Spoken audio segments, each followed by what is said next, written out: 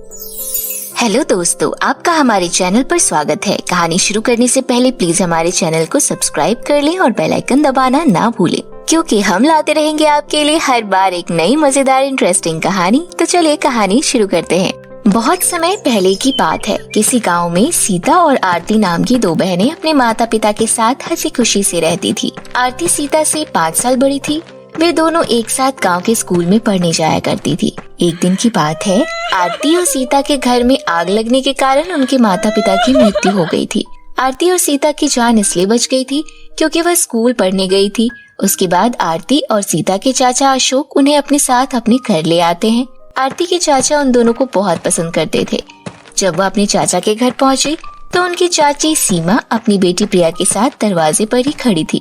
अशोक जी, आपका दिमाग ठिकाने पर तो है ना, जो आप इन दोनों मनहूस लड़कियों को अपने साथ अपने घर ले आए? मैं इन दोनों को अंदर नहीं आने दूंगी। सीमा, तुम ऐसा क्यों कह रही हो? लगता है तुम भूल गई हो कि इन दोनों के माता पिता इन्हें छोड़कर स्वर्ग चले गए हैं। इन दोनों मासूमों पर तरस खाओ।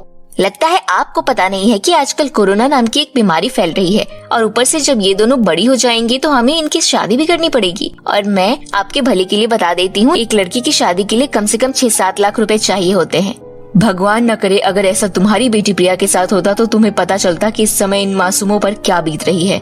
मुझे तो पहले ही पता था कि इन दोनों मनहूस लड़कियों के आते ही जरूर कुछ न कुछ अनहोनी होगी, और देख लो, इनके आते ही हम दोनों में लड़ाई झगड़ा शुरू हो गया। अब हम दोनों की लड़ाई झगड़े में इन दोनों का क्या कसूर है? सीमा, तुम चिंता मत करो, मैं ओवर टाइम करके जैसे तैसे घर का खर्चा चला लूंगा। वैसे भी तुम इतना कम कमाते हो जिससे बड़ी मुश्किल से हमारा जीवन कट रहा है। अगर आज मैंने इन दोनों को घर में आने दिया तो मेरी बेटी प्रिया के भविष्य का क्या होगा? चाची जी, हम दोनों काम पर जाएंगे और अपना बोझ हम खुद उठाएंगे, आप पर हम बोझ नहीं बनेंगे। सीमा आरती के मुंह से यह सुनकर उसके मन में लालच आ जाता है। ठीक है, परंतु मैं बता देती हूँ, अगर इन दोनों ने काम पर जाने से नाटक किया तो मैं तुम्हें घर से निकाल दूंगी।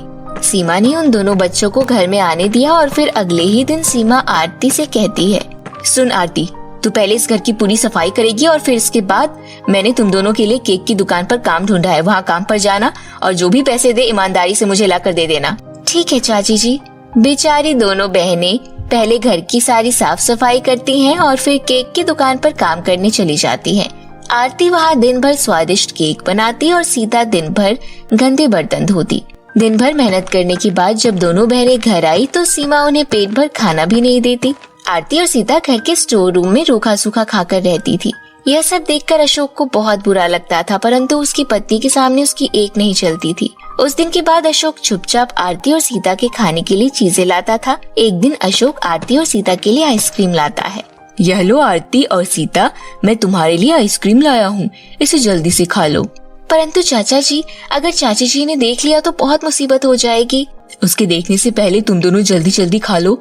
इसके बाद आरती और सीता आइसक्रीम खाने लगे कि तभी वहाँ सीमा आ जाती है और उन्हें रंगे हाथों पकड़ लेती है। अच्छा, तो यह सब चल रहा है मेरे पीठ पीछे। मुझे पहले ही पता था कि तुम इन दोनों लड़कियों के ऊपर अपने सारे पैसे लुटा दोगे, और वही हो रहा है।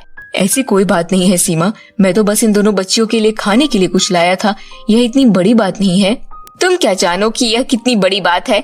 आज यह दोनों लड़कियां तुम्हारी कमाई में हिस्सेदार बनी है और कल को इस घर में बनेंगी। अगर तुम्हें ऐसा लगता है कि यह इतनी बड़ी बात नहीं है तो दिखाओ मेरी बेटी प्रिया की आइसक्रीम कहाँ है। सीमा, मैं तो प्रिया के लिए भी आइसक्रीम लाने वाला था, परंतु उस आइसक्रीम वाले के पास सिर्फ 2 ही आइसक्रीम बचे थे, इसलिए मैं प्रिया के लिए नहीं ला पाया। तुम इन 2 आइसक्रीम में से एक आइसक्रीम मेरी बेटी प्रिया को भी दे सकते थे, परंतु तुमने ऐसा नहीं किया। अब बस बहुत हुआ, मैं इन्हें और यहाँ नहीं रहने दूंगी, बस। सीमा ने उन दोनों को धक्के मारकर घर से बाहर निकाल दिया। तभी अशोक कहता है, तुम दोनों अपनी चाची का बुरा मत मानो, वह तो ऐसे ही कहती रहती है। तुम दोनों अभी बहुत छोटे हो, कहीं तुम्हारे साथ कुछ बुरा भला हो गया तो मैं तुम्हें कहीं जाने नहीं दूंगा। अंदर चलो।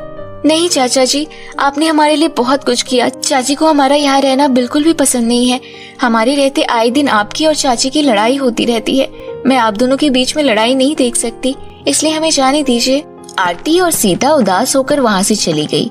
बहुत देर हो जाती है, परंतु वे दोनों चलती जा रही थी। तभी सीता कहती है, दीदी बहुत देर हो गई है, परंतु हम बिना रुके चले जा रहे हैं। अब मुझे बहुत तेज भूख लगी है। भूख तो मुझे भी लगी है, परंतु हमारे पास खाना खाने के लिए पैसे भी नहीं है। मैं कुछ करती हूँ। माँ कहती थी हम जब भी परेशानी में हो तो हमें भगवान से प्रार्थना करनी चाहिए। दोनों बहनें भगवान से प्रार्थना करने लगे और जब उन्होंने आँख खोली तो उनके सामने एक सोने का पेड़ प्रकट हो गया। अरे दीदी, यह क्या? यह तो सोने का पेड़ लग रहा है। इस सोने के पेड़ से हम जितना चाहे उतने सिक्के तोड़ सकते हैं सोने के। उसके बाद हमें जिंदगी भर काम करने की भी कोई आवश्यकता नहीं होगी। नहीं सीता, हमें कभी भी लालच नहीं करना चाहिए। लालच करना हमारी सेहत के लिए अच्छा नहीं होता है। इस सोने के पेड़ से हम सोने के सिक्के तोड़कर गरीब और बूढ़े लोगों की सहायता करेंगे और इन सोने के सिक्कों से हम हर रविवार गरीब लोगों के लिए भंडारा भी करेंगे। आरती अपनी बहन सीता को समझा रही थी कि तभी वह सोने का पेड़ कहता है, आरती, तुम बहुत ही नेक और ईमानदार लड़की हो। तुमने बिना किसी लालच के गरीब और बूढ़े लोगों की सहायता करने की सोची। तुम्हारी इतनी ईमानदारी देखकर मैं तुमसे प्रसन्न हुआ हूँ, इसीलिए मैं तुम्हारी सहायता करना चाहता हूँ। बताओ तुम्हें क्या चाहिए, मैं तुम्हारी सभी इच्छाएं पूरी करूँगा। पेड़ जी, हमारे माता पिता हमें छोड़कर स्वर्ग चले गए थे। उसके बाद हमारी चाची ने भी हमें घर से निकाल दिया। मेरी बहन सीता और मुझे बहुत तेज भूख लगी है और हमारे पास रात बिताने के लिए कोई घर भी नहीं है। क्या आप हमें रात बिताने के लिए घर दे सकते हो? क्यों नहीं आरती, बस इतनी सी बात। यह लो, यह जादुई सोने के सेब का घर है। तुम इस घर के अंदर हंसी खुशी से रह सकती हो और तुम्हें इस घर के अंदर कोई भी कमी नहीं होगी। आरती और सीता उस घर के अंदर चली जाती है।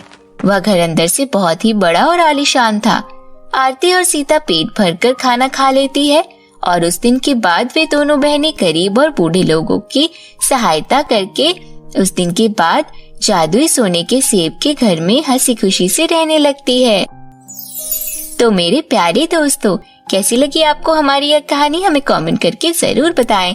अगर आपको हमारी यह कहानी अच्छी लगी हो तो इसे अपने दोस्तों के साथ शेयर भी करें और ऐसी ही नई इंटरेस्टिंग हिंदी कहानियाँ देखने के लिए हमारे चैनल को सब्सक्राइब करें। तो फिर मिलते हूँ आपसे एक नई कहानी के साथ। तब तक के लिए बाय बाय दोस्तों।